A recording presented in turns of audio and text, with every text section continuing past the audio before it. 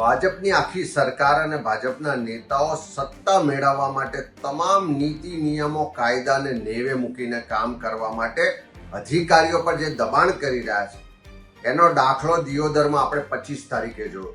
25 તારીખે તાલુકા પંચાયત દિયોદરમાં પ્રમુખ ઉપપ્રમુખની ચૂંટણી હતી. કોંગ્રેસ પાસે 12 સભ્યો ચૂંટાયેલા છે, ભારતીય જનતા પાર્ટી પાસે 10 સભ્યો છે. બહુમતી કોંગ્રેસ પાસે હોવા છતાં મીટિંગ શરૂ થતાની સાથે ભાજપના 2 સભ્યો અંદર ઝઘડો કરે છે ને સ્ક્રિપ્ટ લખેલી હોય એ મુજબ ચૂંટણી અધિકારી અધ્યાસી અધિકારી જે ડેપ્યુટી કલેક્ટર છે એ તાત્કાલિક ચૂંટણી મુલતવી રાખવાની જાહેરાત કરે છે. કોંગ્રેસના એક મહિલા સભ્ય જે પ્રેગ્નન્ટ છે જેને ડેટ 27 તારીખે આપી છે એ વારંવાર વિનંતી કરે છે પણ એમને ધક્કો મારી દેવામાં આવે છે કે તમારી વાત નહીં સંભળાય અને ચૂંટણી અધિકારી 27 તારીખે ફરી બેઠક મળશે એવી જાહેરાત કરે છે. કોંગ્રેસના કાર્યકરોએ સંયમ રાખ્યો, રાહ જોઈ. આજે 27 તારીખે ફરી પાછો સમય નિર્ધારિત થયો તો 11 વાગ્યો. ચૂંટણી અધિકારી આવતા નથી. 11:30 વાગે ખબર પડે છે કે હવે ચૂંટણી અધિકારી બીમાર થઈ ગયા છે, હોસ્પિટલમાં દાખલ થયા છે, એટલે મીટિંગ નહીં મળે. 3 વાગ્યા સુધી મુલતવી રાખવામાં આવે છે. ત્યારે મારી સરકારને કહેવું છે કે આ કાયદાથી ચાલતું શાસન છે, પણ તમે કાયદાને ઘોડીને પી જાઓ, અધિકારીઓ પર દબાણ કરો અને ત્યાં વાવથરા જિલ્લામાં જે જાની કરીને આરએસી અધિકારી છે એના ઈશારે આખું તંત્ર કામ કરતું હોય ત્યારે એવા સંજોગોમાં લોકશાહીની હત્યા છે. સરકાર મુખ્યમંત્રીને, પંચાયત સચિવને, વિકાસ કમિશનરને તાત્કાલિક આના માટે પગલાં લેવા માટે વિનંતી કરીએ છીએ કે ત્યાં અધિકારી જો બીમાર હોય તો નવા અધિકારીની તાત્કાલિક નિમણૂક કરો. 3 વાગે બેઠક મળવી જોઈએ. ઉપપ્રમુખ અને પ્રમુખની ચૂંટણી થવી જોઈએ. આ લોકશાહીની હત્યા છે અને આ જ રીતે જો કાયદો હાથમાં લેશો, લોકશાહીની હત્યા કરશો તો લોકોને રસ્તા પર ઉતરીને એક નવી ક્રાંતિ માટે તમે આમંત્રણ આપી રહ્યા છો. ત્યાં કાયદો વ્યવસ્થાની પરિસ્થિતિ ના જોખવાય એટલા માટે 3 વાગે નવા અધિકારી મૂકીને દિયોદરની ચૂંટણી થવી જોઈએ એવી લોકોની માંગ માટે તાત્કાલિક પગલાં ભરવા માટે રાજ્યના મુખ્યમંત્રી, વિકાસ કમિશનર ને પંચાયત સચિવને અમે વિનંતી સાથે આ કહેવા માંગીએ છીએ. 11:30 વાગ્યાનો ટાઈમ એ ચૂંટણી અધિકારી અને એજન્ટાની કોપીની બજવણી પ્રમાણે તમામ સભ્યોને જાણ કરવામાં આવી હતી. અમારા સભ્યો 11 વાગે સભાખંડમાં હાજર છે. મેં 11 વાગે પ્રેસની સમક્ષ કીધું હતું કે ગઈકાલે અમે કલેક્ટરને રૂબરૂ મળીને આ ચૂંટણી અધિકારીના બદલે બીજો ચૂંટણી અધિકારી એ ચૂંટણી કરાવવા માટે કરીને આવે ને એની નિમણૂક કરવામાં આવે. આ વાત અમે ગઈકાલે ધારાસભ્યોની સાથે કલેક્ટરશ્રીને વિનંતી કરી હતી. એમને પણ કીધું હતું કે એ પ્રમાણે અમે કરીશું, પણ ઈરાદાપૂર્વક આજે ફરી જે ચૂંટણી અધિકારી જે ચૂંટણી કરાવવા માટે જેની નિમણૂક કરેલી હતી એ હાજર નથી રહ્યા અને કોઈ કારણ નથી. એમને કીધું કે અમે 3:30 વાગે એમની તબિયત સારી થઈ જાય તો પાછી ચૂંટણી કરાવીશું. તો મારે વહીવટી તંત્રને, કલેક્ટરને, ચૂંટણી અધિકારીને કહેવું છે કે હવે તમે ભાજપનો ખેસ પહેરી લો અને ઘટતા 2 સભ્યો, એક પ્રાંત અધિકારી સભ્ય થઈને બેહે અને એક કલેક્ટર થઈને સભ્ય બેહે કે અમે ભાજપના 2 સભ્યો છીએ અને બહુમતી થઈ જાય. અને એવું ના થાય તો તમે તમારી રીતે પ્રોસિડિંગ લખી અને ભાજપનો પ્રમુખને ઉપપ્રમુખ જાહેર કરી દો. તમારે હવે તમે બ્યુરોક્રેસી નથી, તમે ભારતીય જનતા પાર્ટીના દલાલ છો, તમે ભારતીય જનતા પાર્ટીના પટ્ટાવાળા છો, ભારતીય જનતા પાર્ટીના સભ્ય છો ને ભારતીય જનતા પાર્ટીના એક ચૂંટાયેલો પદાધિકારી નહીં પણ એક સામાન્ય ઓલો હોય એ પ્રમાણેનું તમારું વર્તન છે. એટલે તમારું એક અધિકારી તરીકે એક ડેમોક્રેસીને બંધારણીય પ્રમાણે જવાબદારી જે અધિકારીઓની થાય છે એ નિભાવતા નથી.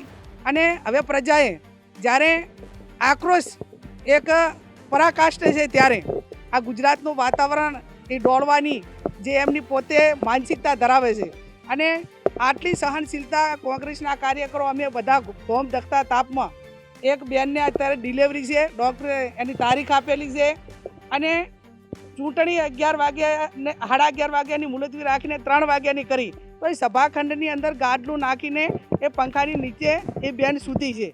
એના જેટલા બીમાર તો કદાચ પ્રાંત અધિકારી નહીં હોય અને એટલી બધી એમની મેડિકલ રીતે જરૂરિયાત નહીં હોય, પણ છતાં જેમ એક હિટલર, જે જર્મનીનો હિટલર હતો એને પણ સારું કેવડાવે એ પરિસ્થિતિનું નિર્માણ અત્યારે આ ગુજરાત અને અહીં દિયોદર તાલુકાની અંદર જોવા મળે છે. ભગવાનને પ્રાર્થના કરીએ કે આવા અધિકારીઓને અને આવી સરકારને સદબુદ્ધિ આપે, લોકશાહીનું હનન ના કરે અને સમય જતાં વાર લાગતી નથી. જેમ માછલી પાણીમાં તરફડે ના બધા કરેલા જે કર્મો છે એ ભગવાનને ત્યાં એ ભોગવવા ના પડે ને ભવિષ્યમાં પણ ના ભોગવવા પડે એવી હું એમની પાસે અપેક્ષા રાખું છું અને એમની પાસે ફરી વિનંતી કરું છું કે લોકશાહીને માનીને આ 3 વાગે તમે ચૂંટણીનો સમય આપ્યો છે તો 3 વાગે તમે ચૂંટણી કરાવો અને લોકશાહીને માન આપો.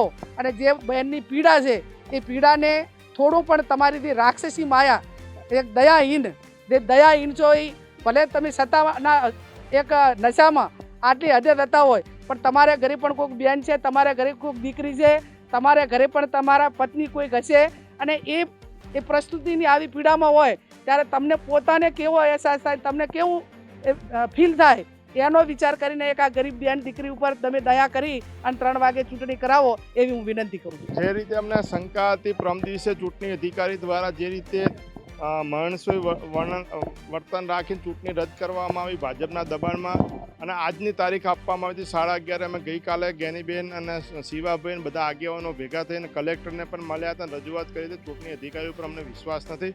ચૂંટણી અધિકારી ન્યાયાધીશ કહેવાય છે, ન્યાયાધીશ ચોરી કરે તો કોના પર વિશ્વાસ રાખવાનો? એટલે જે રીતે ગઈકાલે એમને ચોરી કરી હતી એના લીધે અમે લોકો રજૂઆત કરી હતી એમને તમે બદલો, પણ બદલ્યા નહીં. આજ સવારના પણ મેં કલેક્ટરશ્રીને અમે જ્ઞાનીબેન બધા રજૂઆત કરી હતી કે આ ચૂંટણી અધિકારી આવશે નહીં, અમને શંકા છે. તો કે ના, ચૂંટણી અધિકારી સમયસર આવી જશે. અને 11:30 સુધી ના આવ્યા ત્યારે અમે કલેક્ટરને ફોન કર્યો હતો કે એમની તબિયત ખરાબ છે, સભા મોકૂફ રાખવામાં આવે છે.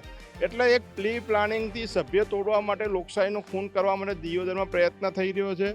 ભાજપના આકાઓ ચૂંટણી અધિકારીઓને ડરાવી ધમકાવી અને ચૂંટણી થવા દેતા નથી અને લોકોનો ચુકાદો છે. હવે દિયોદરના લોકોએ ચુકાદો આપ્યો છે કે ભાઈ કોંગ્રેસના 12 સભ્ય, ભાજપના 10 સભ્ય, તો પછી સ્વીકારવો જોઈએ.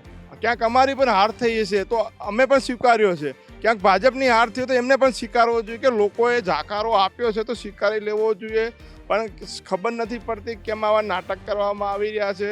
ગઈકાલે 1.25 કરોડ રૂપિયા સુધી અમારા સભ્યને ધામવાની કોશિશ કરી છે, એક સભ્યને, કે કઈ રીતે તૂટે.